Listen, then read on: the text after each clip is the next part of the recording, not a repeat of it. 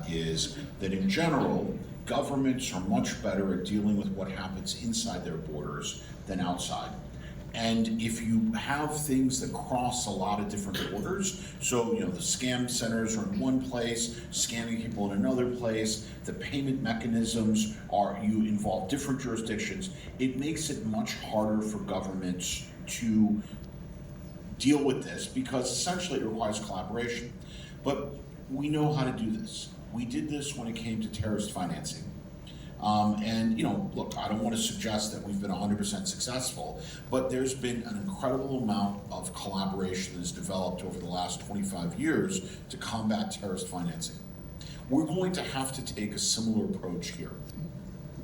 That's going to mean, one, governments communicating, collaborating, and it's got to be done with the private sector. I mean, ultimately, Meta and its platforms alone, but also in combination with other social media, in combination with payment systems, and I would argue the payment companies are really critical because ultimately,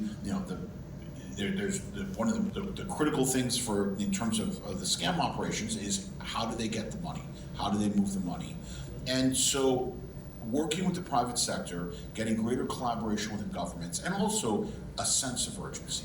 I think if we really want to be honest, that because this was split up across a lot of different countries, and because one of the natures of scams is people tend to be a little ashamed when they've been scammed, I think governments have probably been slower than we should have been to recognize the scale and the danger.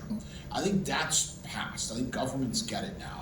And I think also the private sector is really proving to be good partners. So what we're going to need to do is look for how we go after the physical locations of the scam centers. But look,